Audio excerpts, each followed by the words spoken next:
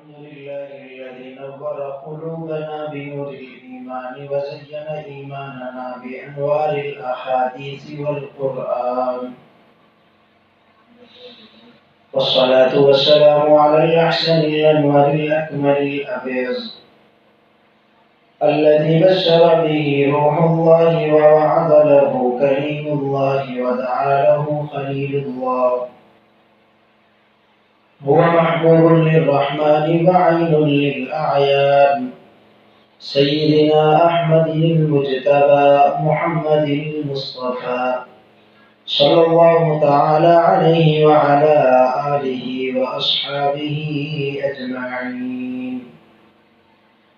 أما بعد، فأعوذ بالله من الشيطان الرجيم. بسم الله الرحمن الرحيم.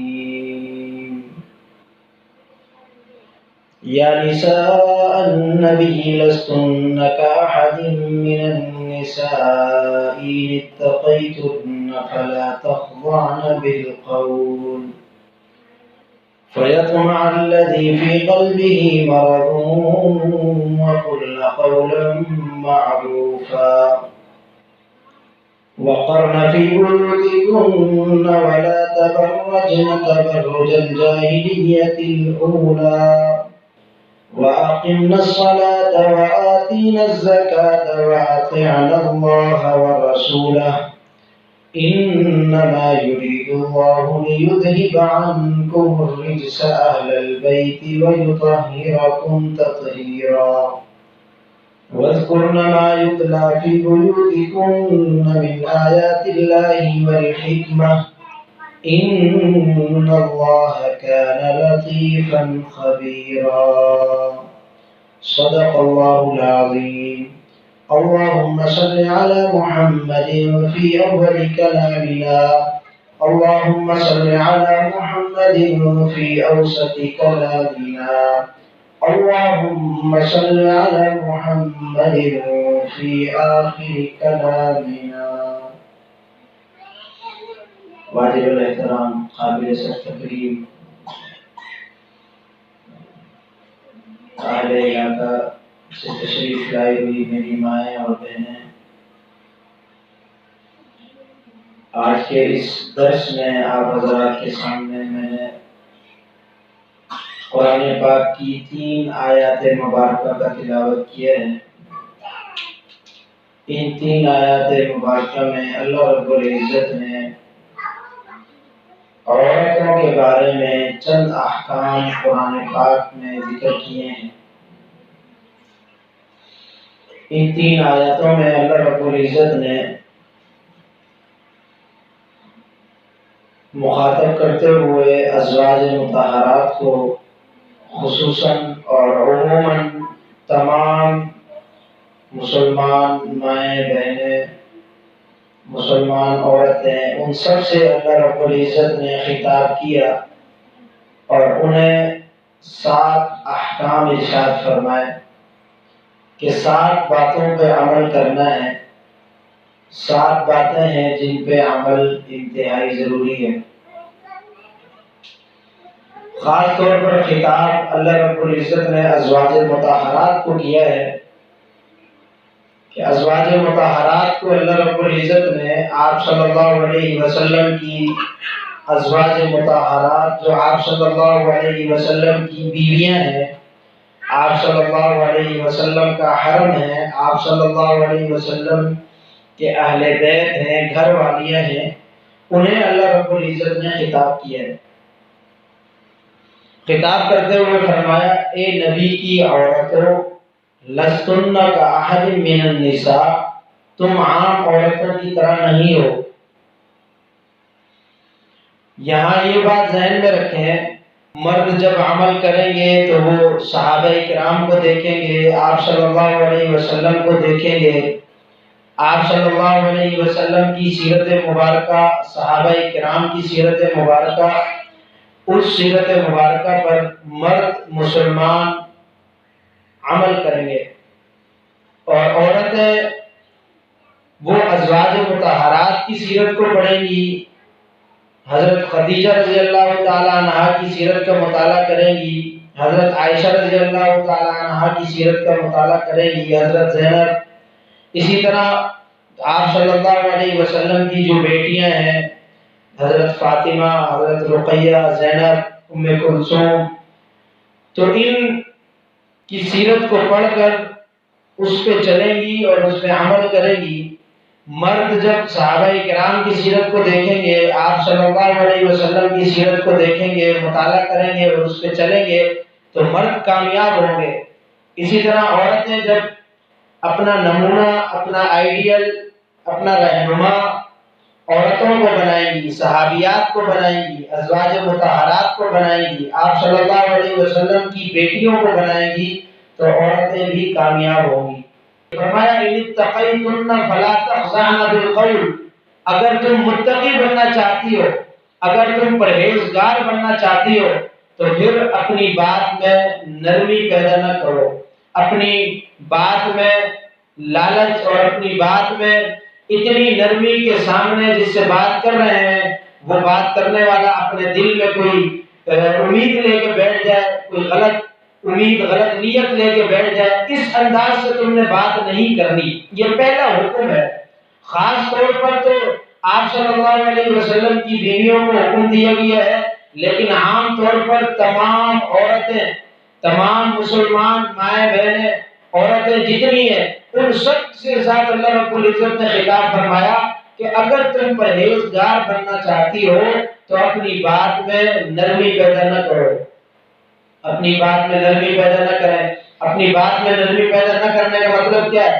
اگر کسی غیر محرم سے بات کر رہی ہے، باہر ضرورت پڑ گئی جانے کی، کسی غیر محرم سے بات کر رہی ہے، یا گھر میں کوئی آ گیا غیر محرم دروازہ کھٹکھٹایا ہے، تو اس سے اس انداز سے بات نہ کریں کہ وہ دل میں کوئی غلط نیت لے کے بیٹھ جائے، کوئی غلط بات لے کے بیٹھ جائے۔ میری ماں بہنوں نے عمل کرنا ہے کہ فلا تخضعن بالقول، اپنی بات میں اس حد تک نرمی پیدا کرنا کہ جس سے بات کی جا رہی ہے، جس سے بات کر رہے ہیں، وہ کوئی غلط ارادہ کر لے، غلط نیت کر لے۔ تو یہ حکم ہے عورتوں کے لیے، ماں بہنوں کے لیے کہ اپنی بات میں سختی پیدا کریں۔ غیر محرم سے بات کرتے ہوئے تھوڑی سی سختی ہونی چاہیے تاکہ وہ سمجھ جائے کہ میں کوئی غلط نیت یا غلط امید یہاں نہیں رکھ سکتا۔ آگے اللہ نے فرمایا کیوں؟ اس لیے کہ فَيَطْمَعَ الَّذِي فِي قَلْبِهِ مَرَضٌ، وہ آدمی جس کے دل میں مرض ہے وہ کوئی لالچ لے کے نہ بیٹھ جائے۔ پہلا حکم ہے جو اللہ رب العزت نے نبی کی عورتوں کو دیا ہے، اور ان نبی کی عورتوں کے ضمن میں تمام مسلمان عورتیں، مائیں بہنیں، ان کے لیے اللہ رب العزت نے یہ حکم ارشاد فرمایا کہ فلا تخضعن بالقول، اپنی بات میں نرمی پیدا نہ کریں۔ آگے اللہ رب العزت نے فرمایا وقرن فی بیوتکن، اپنے گھروں میں قرار پکڑیں، اپنے گھروں میں رہیں، گھروں سے بلا ضرورت، بغیر کسی ضرورت کے باہر نہ نکلیں۔ اب یہ حکم ہے وقرن فی بیوتکن، اپنے گھروں میں قرار پکڑیں۔ اس چیز کو لے کر انگریزوں نے، یورپیوں نے، کافروں نے یہ شور مچایا ہے کہ دیکھو مسلمان اپنی عورت پہ کتنا ظلم کرتا ہے، مسلمان اپنی عورت پہ کتنا ظلم کرتا ہے، اپنی لڑکیوں پہ کتنا ظلم کرتا ہے کہ انہیں کہتا ہے وقرن فی بیوتکن، کہ اپنے گھروں میں رہو، اپنے گھروں میں قرار پکڑو، گھروں میں ہی رہو، باہر بلا ضرورت نہ نکلو، بغیر ضرورت کے تمہارے لیے باہر نکلنے کا حکم نہیں ہے۔ یہ حکم ہے اللہ رب العزت نے مسلمان عورتوں اور مسلمان ماں بہنوں سے ارشاد فرمایا ہے۔ تو اس حکم کو لے کر کافروں نے بڑا ڈنڈورا پیٹا ہے کہ دیکھو عورتوں کو آزادی نہیں دیتے، عورتوں کو کہتے ہیں بس عورت گھر میں ہی رہے، باہر نہ نکلے۔ تو سمجھنے کی بات ہے، سمجھنے کی بات ہے، اللہ رب العزت نے عورت کا مقام ایسا پیش کیا ہے، اللہ رب العزت نے عورت کو ایسی ذات بنایا ہے، اللہ رب العزت نے عورت کو ایسی شخصیت بنایا ہے، اس کی مثال زیور کی ہے، اس کی مثال ہیرے کی ہے۔ آپ کو لوہا مارکیٹ میں پڑا نظر آئے گا، آپ کو لوہا گلی میں پڑا نظر آئے گا، آپ کو لوہا لوہار کی دکان پہ پڑا نظر آئے گا، ہر جگہ استعمال لوہا ہوتا ہوا نظر آئے گا، لیکن ہیرا سونا آپ کو کہیں بھی پڑا ہوا نظر نہیں آئے گا۔ کہیں بھی گلی میں، کوچے میں، کہیں بھی دکان پہ ایسا نہیں ہوگا کہ زیور ہو، سونا ہو اور وہ ہیرا ہو ایسے ہی پڑا ہوا ہو۔ تو اللہ رب العزت نے عورت کی مثال ہیرے کی رکھی ہے، عورت کی مثال ہیرے کیجیے، عورت کی مثال زیور کیجیے، عورت کی مثال زیور کیجیے کہ عورت کو اللہ رب العزت نے زیور بنایا ہے، اور زیور بنا کر کہا وَقَرْنَ فِي بُيُوتِكُنَّ کہ یہ اپنے گھروں میں قرار پکڑیں، اپنے گھروں میں رہیں، بلا ضرورت باہر نہ جائیں، لوہا نہ بنے۔ تو جب اللہ نے ہمیں زیور بنایا، بحیثیت عورت ماں بہن کو اللہ نے زیور بنایا، تو وہ کیوں اپنی حیثیت لوہے کی بناتی ہے؟ یہ یورپ کا تو خاندانی نظام برباد ہو چکا ہے، خاندانی نظام برباد ہے، نہ وہاں پتہ چلتا ہے کہ یہ بچہ کس کا ہے، یہ بچی کس کی ہے، اس کی ماں کون ہے، اس کا والد کون ہے۔ وہ یہ چاہتے ہیں کہ مسلمانوں کا یہ جو خوبصورت نظام ہے، ایک خاندانی نظام ہے، فیملی سسٹم ہے، وَقَرْنَ فِي بُيُوتِكُنَّ کا حکم ہے کہ عورت گھر میں رہے، اپنے بچوں کی، اپنے شوہر کی خدمت کرے، اپنے بچوں کی تربیت کرے، اپنے گھر میں رہے، تاکہ وہ ماں بنے، تاکہ وہ بہن بنے، تاکہ وہ مقام حاصل کرے جو اللہ رب العزت نے اسے دیا ہے، وہ مقام حاصل کرے جو صحابیات نے حاصل کیا ہے، وہ مقام حاصل کرے جو اللہ رب العزت نے سونے کو زیور کو دیا ہے۔ تو یہ کافر انگریز یہ چاہتے ہیں کہ یہ باہر نکلے گلیوں میں، بازاروں میں، اور اس کی حیثیت جو اللہ نے سونے کی رکھی ہے، اس کی حیثیت جو اللہ نے ہیرے کی رکھی ہے، وہ اس سے ہم ضائع کر دیں۔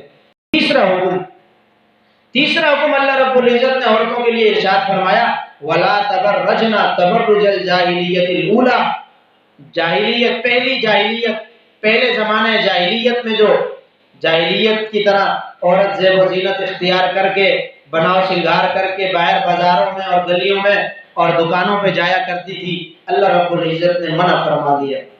اللہ رب العزت نے منع فرما دیا کہ تم ایک مسلمان عورت ہو، تم ایک مسلمان ماں ہو، تم ایک مسلمان بہن ہو، تم ایک مسلمان بیٹی ہو، تمہاری حیثیت ان کافروں کی لونڈیوں کی طرح نہیں ہے، ان کافروں کی انگریزوں کی عورتوں کی طرح نہیں ہے، تمہاری حیثیت بڑی اعلیٰ ہے، تمہارا رتبہ بڑا اعلیٰ ہے، تم گھر کی شہزادی ہو، تمہارا یہ گھر ہے، تم اس گھر کی مالکہ ہو، تم نے گھر سے بغیر ضرورت کے باہر نہیں نکلنا، اور باہر نکلنا بھی ہو تو ایسے نہیں نکلنا کہ زیب و زینت اختیار کر کے باہر جاؤ تاکہ لوگ للچائی ہوئی نظروں سے دیکھیں، تاکہ لوگ بری نظروں سے دیکھیں۔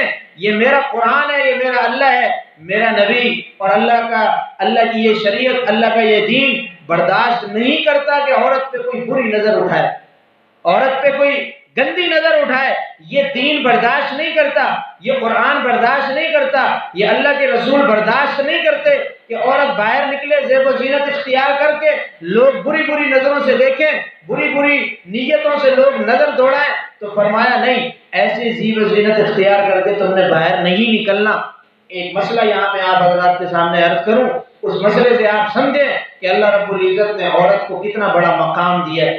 اللہ رب العزت نے عورت کو سونا بنایا ہے، زیور بنایا ہے کہ اس نے اپنی حفاظت کرنی ہے، حفاظت کرنی ہے، ورنہ سونے کو، زیور کو، ہیرے کو کوئی نہیں چھوڑتا، چوری کر کے لے جاتا ہے، چوری کر لیتے ہیں اور پھر بازار کی زیب و زینت بناتے ہیں۔ تو فرمایا ایسی صورت اختیار نہ کریں کہ باہر نکلیں اور زیب و زینت ہو، لوگ گندی نظروں سے دیکھیں۔ بہرحال دیکھیں، خوشبو لگانا سنت ہے، خوشبو لگانا سنت ہے، لیکن مردوں کے لیے خوشبو اور عورتوں کے لیے خوشبو دونوں کا استعمال الگ الگ ہے۔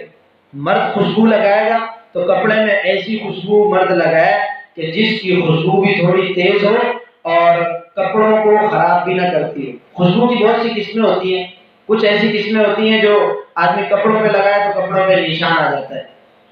ایسی خوشبو، ایسی عطر مردوں کو استعمال سے اللہ رب العزت نے منع فرمایا کہ ایسی عطر مرد استعمال نہ کریں کہ جس کی خوشبو ایسی ہو کہ ہلکی ہو اور عطر ایسی ہو کہ کپڑوں پہ نشان آ جائے۔ ایسی عطر کا استعمال کرنا مردوں کے لیے سنت ہے کہ جس کی خوشبو بھی تیز ہو اور نشان بھی نہ آئے کپڑوں پہ۔ لیکن عورتوں کے لیے فرمایا، عورتوں کے لیے ایسی خوشبو استعمال کرنا سنت ہے کہ جس کی خوشبو ہلکی ہو اور کپڑوں پہ نشان آ جائے۔ تو آپ اندازہ کریں، جو ایک چھوٹی سنت پہ دین عمل کروانے کے لیے عورتوں کے لیے یہ حکم ارشاد فرمایا، ایسی خوشبو استعمال کرنا کہ جس کی خوشبو ہلکی ہو، تیز نہ ہو۔ اندازہ کریں، اللہ رب العزت نے زیب و زینت اختیار کرنے کا حکم ارشاد فرمایا، عورت زیب و زینت اختیار کرے، لیکن گھر میں باہر نہیں۔ باہر نکلتے ہوئے آج زیب و زینت اختیار کی جاتی ہے، لیکن گھر میں رہتے ہوئے اس چیز سے دور رہا جاتا ہے، حالانکہ یہ چیز بالکل غلط ہے۔ تو اللہ رب العزت نے فرمایا وَلَا تَبَرَّجْنَ تَبَرُّجَ الْجَاهِلِيَّةِ الْأُولَىٰ، تم ایسی زیب و زینت اختیار کر کے باہر مت جاؤ جس سے لوگ تمہاری طرف غلط نظر اٹھائیں، غلط نیت کریں۔ یہ تین حکم اللہ رب العزت نے ارشاد فرمائے جو بنیادی حکم ہے کہ تم نے اپنی بات میں نرمی پیدا نہیں کرنی۔ نمبر 2، گھروں میں رہنا ہے جس حد تک ہو، الا یہ کہ کوئی بیماری ہو، کوئی پریشانی ہو، گھر میں بڑا مرد موجود نہ ہو، کوئی ایسی صورت نہ بنے ضرورت کے طور پہ جانا ہو تو وہ الگ حکم ہے، لیکن ویسے حکم یہ ہے کہ عورت نے گھر پہ ہی رہنا ہے۔ تیسرا حکم یہ ہے وَلَا تَبَرَّجْنَ تَبَرُّجَ الْجَاهِلِيَّةِ الْأُولَىٰ کہ زیب و زینت اختیار کر کے باہر نہیں جانا۔ یہ تین حکم ہے۔ ان تین احکام کے بعد اللہ رب العزت نے فرمایا وَأَقِمْنَ الصَّلَاةَ، نماز قائم کرتی رہو۔ یہ چوتھا حکم اللہ رب العزت نے فرمایا وَأَقِمْنَ الصَّلَاةَ، نماز قائم کرتی رہا کرو، نماز سے سستی نہ کیا کرو، نماز سے سستی نہ کیا کرو۔ اللہ رب العزت نے مردوں کے لیے بھی حکم ارشاد فرمایا ہے، عورتوں کے لیے بھی الگ حکم ارشاد فرمایا کہ نماز قائم کرتی رہا کریں، نماز میں سستی نہ کریں۔ سب سے پہلے قیامت کے دن نماز کا حساب ہوگا، نماز پوری ہوگی آگے حساب کتاب شروع ہوگا۔ اگر نماز کا حساب کتاب کم پڑ گیا پھر اللہ رب العزت فرمائیں گے دیکھو اس نے نفلیں پڑھی ہیں کہ نہیں پڑھی، اگر نفلیں پڑھی ہوگی تو وہ بھی فرض شمار کر کے جو فرائض ہیں ان کی گنتی پوری کی جائے گی۔ آج ہم دیکھ لیں کہ ہم نماز پڑھتی ہیں کہ نہیں پڑھتی، اور قیامت میں اللہ رب العزت نے سب سے پہلے نماز کا حساب لینا ہے۔ تو جو نماز نہیں پڑھتی وہ آج سے نماز پڑھنا شروع کریں، اور جو سستی کے ساتھ پڑھتی ہیں وہ چستی کے ساتھ پڑھیں، اور جن کی نمازیں رہ گئی ہیں، جن ماں بہنوں کی نمازیں رہ گئی ہیں، قضا ہو گئی ہیں، جان بوجھ کر پاکی کی حالت میں وہ اپنی نماز کو ادا کریں اور قضا کریں، قضا کریں۔ پرسوں ایک ساتھی نے مسئلہ پوچھا مسجد میں کہ میری ایک اہلیہ تھی محترمہ، اس کا انتقال ہو گیا تھا، اور انتقال ہوئے کافی عرصہ ہو گیا لیکن کچھ سال کی نمازیں اس نے نہیں پڑھی تھی، تو اب کیا حکم ہے؟ تو دیکھیں شریعت حکم دیتی ہے کہ جس عورت نے یا جس مرد نے، جس بالغ مرد اور عورت نے مسلمان نے نماز نہ پڑھی ہو تو اور انتقال کر گیا ہو، اس کے لیے حکم یہ ہے کہ وہ فدیہ دے، وہ فدیہ دے۔ فدیہ کا مطلب یہ ہوتا ہے کہ اپنی نمازوں کا حساب کرے۔ دن میں 6 نمازوں کا حساب کیا جاتا ہے، 5 فرض ہیں اور چھٹی نماز ہے وتر کی نماز، وہ بھی واجب ہے۔ کوئی کسی کا انتقال ہو جائے اور انتقال ہوئے میں کچھ دن ہوئے ہوں اور اس نے اس حالت میں نماز نہ پڑھی ہو انتقال سے پہلے، تو وہ نمازیں ہیں، ان نمازوں کا فدیہ دینا پڑتا ہے۔ فدیے کے بعد حکم یہ ہے کہ امید ہے اللہ تعالیٰ قیامت کے دن معاف کر دیں۔ تو بہرحال نماز کی معافی نہیں ہے، تو جنہوں نے نہیں پڑھی وہ اپنی آج سے نماز کی نیت بھی کریں، نماز پڑھیں بھی، اور جو رہ گئی ہے اس کو قضا بھی کریں، اس کی قضا کرنے کی کوشش کریں، قضا نمازیں پڑھیں۔ اب ٹائم بہت زیادہ ہوتا ہے، عشاء کے بعد کافی ٹائم ہوتا ہے، تو اپنی دن کی نمازیں قضا جو رہ گئی ہیں پاکی کی حالت میں جو نہیں پڑھی ہے ان کی تعداد ان کو شمار کریں۔ یہ شمار نہیں ہو سکتی تو آج سے پڑھنا شروع کر دیں، پھر اللہ تعالیٰ معاف کر دیں گے جو رہ گئی۔ اپنے حساب سے آج سے قضا نمازیں پڑھنا شروع کریں، ورنہ میری مائیں بہنیں سن رہی ہیں نماز کی معافی نہیں ہے، نماز کا حساب سب سے پہلے ہوگا۔ نماز پوری ہوگی قیامت کے دن تو آگے حساب شروع ہوگا، اگر نماز پوری نہیں ہوگی آگے حساب کتاب شروع نہیں ہوگا۔ تو اس لیے نماز کا اہتمام کریں، جن کی رہ گئی وہ قضا کریں۔ دوسرا حکم نماز کے بعد فرمایا وَآتِينَ الزَّكَاةَ، زکوٰۃ ادا کرتی رہا کرو، زکوٰۃ دیتی رہا کرو۔ زکوٰۃ کیا ہے؟ زکوٰۃ یہ ہے کہ وہ مرد عورت جس کا نصاب 52.5 تولہ چاندی سے اوپر ہو، جس کے پاس 52.5 تولہ چاندی کی قیمت کا کوئی سامان موجود ہو زیور کی صورت میں، پیسوں کی صورت میں، اس پہ زکوٰۃ واجب ہے، زکوٰۃ فرض ہے، اور زکوٰۃ نہیں دے تو پھر اس کا بھی حساب ہے۔ ایسی زکوٰۃ، ایسا مال جس کی زکوٰۃ نہ دی گئی ہو، قرآن پاک میں آیا، حدیث مبارکہ میں آیا کہ قیامت کے دن اللہ رب العزت وہ آگ بنا کر، آگ کے کنگن بنا کر پہنائے جائیں گے۔ تو ایسا مال جو قیامت کے دن آگ کے کنگن بنا کر پہنایا جائے، اس سے بہتر ہے دنیا میں ہی جان چھڑائی جائے، صرف زکوٰۃ دی جائے، اور زکوٰۃ بھی تھوڑی سی دینی پڑتی ہے۔ اللہ رب العزت نے سارے مال میں سے صرف 2.5% دینے کا حکم ارشاد فرمایا ہے۔ وآتین الزکات، تو زکات کا حکم بھی یہی ہے کہ جنہوں نے زکات اپنے گزشتہ مال کی نہیں دی وہ بھی فرض ہے، وہ بھی دینا ضروری ہے، اس کی بھی دینے کا اہتمام کریں۔ نمازیں نہیں پڑھی تو نماز کی بھی قضا کریں۔ یہ 5واں حکم اللہ نے ارشاد فرمایا۔ چھٹا حکم ارشاد فرمایا وَأَطِیعُوا اللَّهَ وَرَسُولَهُ، اللہ اور اللہ کے رسول کی اطاعت کرو، اللہ اور اللہ کے رسول کی اطاعت کرو۔ جب تمہارے سمجھ میں، تمہارے سامنے تمہیں کوئی سمجھانے والا آ کر بول دے کہ یہ اللہ نے بولا ہے، یہ اللہ کے رسول نے بولا ہے، آپ کو ایسا کرنا چاہیے، تو آپ فوراً فرما بردار بن جائیں کہ اللہ کا حکم ہے، اللہ کے رسول کا حکم ہے، بس اس پہ میں نے عمل کرنا ہے۔ ضدی نہیں بننا چاہیے، ضدی نہیں بننا چاہیے۔ ضد جو ہے یہ بہت خراب چیز ہے، انسان کو خراب کرتی ہے۔ جب سامنے آ گیا کہ اللہ نے حکم ارشاد فرمایا ہے، اللہ کے رسول نے حکم ارشاد فرمایا ہے، تو فوراً سر خم تسلیم کریں کہ اللہ نے کہا ہے، رسول نے کہا ہے، اس پہ عمل کریں۔ فرمایا یہ جتنے احکام ہیں، یہ جتنے احکام ہیں، یہ کیوں ہے؟ یہ اس لیے ہے، یہ اس لیے ہے کہ اللہ رب العزت تمہیں پاک صاف کرنا چاہتے ہیں۔ تم پہ اللہ کوئی سختی نہیں کرنا چاہتے، تم پہ اللہ رب العزت کوئی زبردستی نہیں کرنا چاہتے۔ ایسا نہیں ہے کہ کوئی سختی کی جا رہی ہو کہ اتنے سخت احکام ہیں، اس پہ ہم لوگ کیسے عمل کریں گے کہ نمازیں رہ گئی ہیں قضا کریں، نماز نہیں پڑھتے تو یہ وعید ہے، زکوٰۃ نہیں دیتے تو یہ وعید ہے، ہم اس پہ کیسے عمل کریں گے؟ تو دیکھیں عمل کرنا مشکل نہیں ہے، عمل کرنا آسان ہے۔ دن میں 5 نمازیں، حالانکہ حکم تو شروع میں 50 نمازوں کا تھا، حکم تو شروع میں 50 نمازوں کا تھا۔ اللہ رب العزت نے آپ صلی اللہ علیہ وسلم کے ساتھ تخفیف کا معاملہ کرتے ہوئے، رحمت کا معاملہ کرتے ہوئے، نرمی کا معاملہ کرتے ہوئے ارشاد فرمایا 5 نمازیں فرض ہیں لیکن ثواب 50 نمازوں کا ملے گا۔ ثواب 5 نمازوں کا نہیں ملتا، 5 نمازیں پڑھی جاتی ہیں، ایک نماز کا ثواب 10 گنا زیادہ ملتا ہے، 5 نمازوں میں 50 نمازوں کا ثواب ملتا ہے۔ شروع میں اگر آپ دیکھیں پڑھیں تو شروع میں نمازیں زیادہ تھیں، تو یہ اللہ رب العزت نے ہمارے لیے تخفیف کا معاملہ کیا ہے، آسانی کا معاملہ کیا ہے۔ اسی طرح اللہ تعالیٰ نے دوسری جگہ پر فرمایا انما یرید اللہ بکم اليسر ولا یرید بکم العسر، اللہ رب العزت تمہارے ساتھ آسانی کا ارادہ کرتے ہیں، تمہارے ساتھ نرمی کا ارادہ کرتے ہیں، تمہارے ساتھ تخفیف کا، نرمی کا معاملہ کرتے ہیں۔ تو یہ احکام ہیں، ان پہ عمل کرنا۔ یہاں ایک اور بات بھی ذہن میں رکھیں، ہماری زبانوں پر یہ لفظ بھی بڑا گردش کرتا ہے کہ اللہ تعالیٰ غفور الرحیم ہے، اللہ معاف کر دے گا۔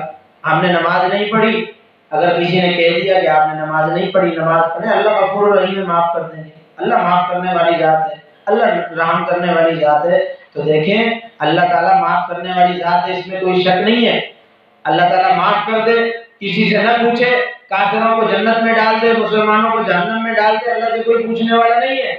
لیکن اللہ رب العزت نے اصول مقرر کر دیے، اللہ رب العزت نے اصول مقرر کر دیے ہیں کہ نماز کا اصول ہے، نماز پڑھنی ہے، پاکی کی حالت میں نماز پڑھنی ہے۔ ناپاکی کے ایام میں ان میں نماز معاف ہے، ان میں نماز معاف ہے، لیکن ان میں روزے معاف نہیں ہیں۔ اگر ناپاکی کے ایام میں رمضان کا مہینہ آ گیا تو جو روزے آپ نے رمضان کے مہینے میں نہیں رکھے ناپاکی کی وجہ سے، ان کی قضا کرنی ہے بعد میں، لیکن نماز کی قضا نہیں ہے۔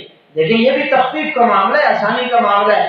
اگر نمازوں کی بھی قضا ہوتی تو کتنی نمازیں عورتوں پر قضا ہو جاتی، کتنی زیادہ عورتوں پر نمازیں قضا ہو جاتی، لیکن اللہ رب العزت نے نمازوں کی قضا نہیں رکھی، ناپاکی کے ایام کی۔ پاکی کے ایام کی تو قضا کرنی ہے کیونکہ وہ سستی سے نہیں پڑھی، وہ جان بوجھ کر نہیں پڑھی، تو وہ تو قضا کرنی ہے۔ لیکن ناپاکی کے ایام کی جو نمازیں اللہ نے وہ معاف کر دی کہ وہ نہیں پڑھنی، اس کی قضا نہیں کرنی، صرف روزوں کی قضا کرنی ہے۔ روزوں کا مہینہ ایک ہی مہینہ آتا ہے رمضان میں، اس وقت قضا، اگر ناپاکی کے ایام آ گئے وہ بعد میں 4 روزے 5 روزے جتنے بھی ہیں وہ قضا کرنی ہے اس کی۔ تو دیکھیں اللہ نے کتنی آسانی کا معاملہ کیا ہے۔ تو بہرحال حکم یہ ہے کہ نماز، روزہ، زکوٰۃ، یہ جو 3 ابتدائی ارکان ہیں ان کی معافی نہیں ہے، سستی سے چھوڑ دیے ہیں تو بعد میں ان کی قضا کرنی ہے۔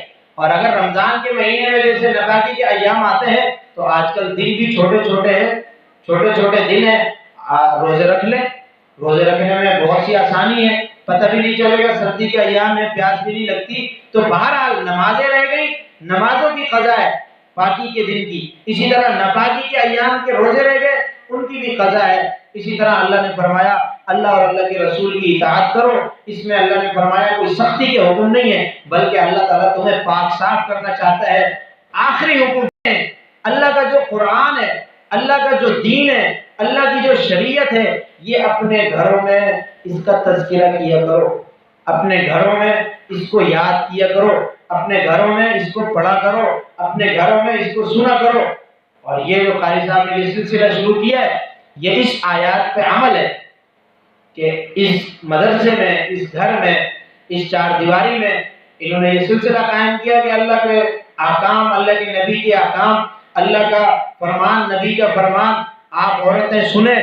اس کا یہ ذریعہ، یہ جو سبب انہوں نے بنایا، اللہ تعالیٰ یہ اجر عظیم عطا فرمائے۔ تو یہ حکم ہے کہ اپنے گھروں میں بھی یہ سلسلہ قائم کریں، اپنے گھروں میں بھی پوچھیں، اپنے گھروں میں کوئی پڑا ہوا ہے تو اس سے مسئلہ پوچھیں، اللہ کا حکم پوچھیں کہ میں نے یہ کام کرنا ہے، اس کو کیسے کرنا ہے، کون سا کام ہے کہ اس کو اس طرح کروں جائز ہو، اس طرح کروں ناجائز ہو۔ اسی لیے فرمایا ہر مرد و عورت کے لیے ضروری ہے کہ ابتدائی چیزیں سیکھنا سکھانا فرض ہے۔ ابتدائی احکام، پاکی کے ناپاکی کے، جائز کے ناجائز کے، حلال کے حرام کے، ہر عورت پہ بھی فرض ہے۔ ایسا نہیں ہے کہ صرف مردوں پہ فرض ہے، عورت کے لیے نہیں ہے، بلکہ عورتوں پہ بھی فرض ہے۔ تو یہ سلسلہ قائم کرنا چاہیے، ہر گھر میں یہ سلسلہ ہونا چاہیے کہ میں پوچھ سکوں کہ یہ چیز جائز ہے کہ میں نے اس پہ عمل کرنا ہے، یا یہ ناجائز ہے کہ میں اس کو چھوڑ دوں۔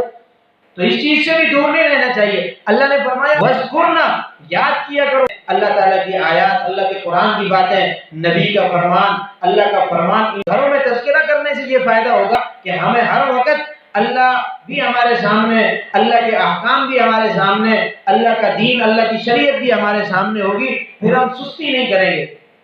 اب چونکہ مہینے میں یہاں ایک مرتبہ درس ہو گیا یا پروگرام ہو گیا، اس میں خواتین آ گئی، شرکت کر لی، اور اگر ہم نے سن لیا، جو سنا اس پہ عمل کرنے کی کوشش کر لی، تو ایک مہینے کے میں صرف ایک مرتبہ ہوا، ایک مہینے میں 2 مرتبہ ہوا یا 3 مرتبہ، تو اپنے گھروں میں جب یہ سلسلہ ہوگا، چھوٹا موٹا سا مسئلے مسائل پوچھنے کا، قرآن پاک کی تلاوت کرنے کا، اللہ کے نبی کے فرمان سننے کا، اس سے یہ فائدہ ہوگا کہ ہم بار بار اس میں عمل کرنے کی کوشش کریں گے، یاد دہانی ہوتی رہے گی، سستی نہیں ہوگی۔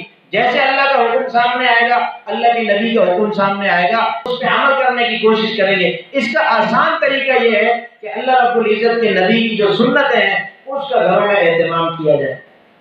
ان سنتوں کا جب ہم اہتمام کریں گے تو اللہ کا ذکر خود بخود ہو جائے گا۔